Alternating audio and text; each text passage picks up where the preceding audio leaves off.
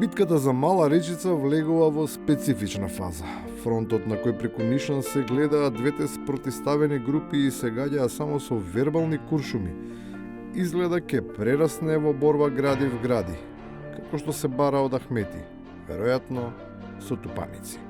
Председателот да се врати, да не фати страна, туку да биде председател како што бил 20 години, да не остави нас да се тепаме на крај. Додека таму трае конфликтот, неизмерна љубов се развива меѓу другите партнери.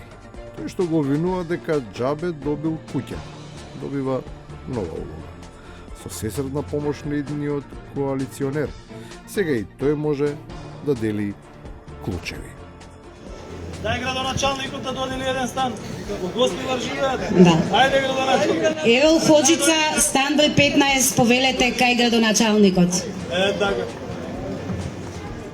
Мицковски пак наместо да дели мора да спојува. Исправен е пред сериозен испит. Партиските путинисти се закануваат дека може да го симнат од тронот доколку не расчисти со прозападното крило и не биде толерантен кон нивната московска афилијација.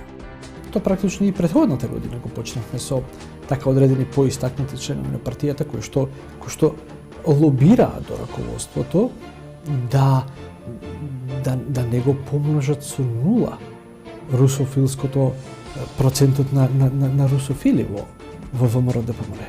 Ако не помножат со нула, се разбира дека ќе има проблеми. Проблеми не сме никако да има, затоа што оние кои се нудат како потенцијални партнери ја објаснуваат благородната цел која би се постигнала со побратимувањето.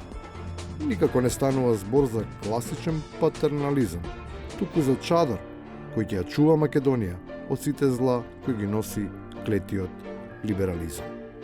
Русија да не заштити Русија, заштитејќи се себе си, не сакајќи практично. Да не заштити од ЛГБТ, од труење, од фосфор во воздух, од јадење во инсекти, вода, од јадење инсекти, од сите тие глупости. Детето да не ти биде педер да те заштити. Така. Наследниците пак на идеолозите на слични суверенистички теории од високо, како жители на водно не само што изгледа не сугерирале за нивно расчистување, туку грандиозно дуваат во истата инка, кажувајќи дека еден убав ден, без нагласување на потенцијалниот автор, низ нечии пишани сеќавања, ќе биде обелоденета големата вистина.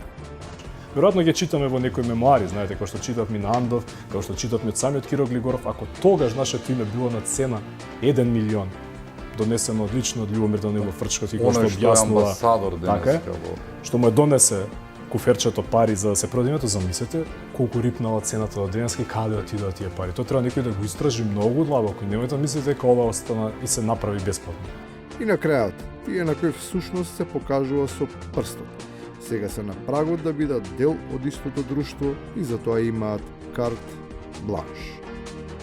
Кога беа пред неколку дена на дебатна емисија, јас кога ги гледав, кога ги слушав, викам човече, дали се овие истиве луѓе, да не ја нешто ми се спие, доцна да не е, што е работава. Ние се смеевме со Богдан да ги земеме како членови на извршен комитет на Патриотскиот институт. Поради зголемениот интерес и економска е логиката цената на пропусницата да биде намалена.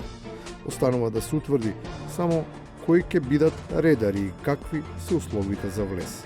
Ќе може ли секој или ќе пуштаат само парови?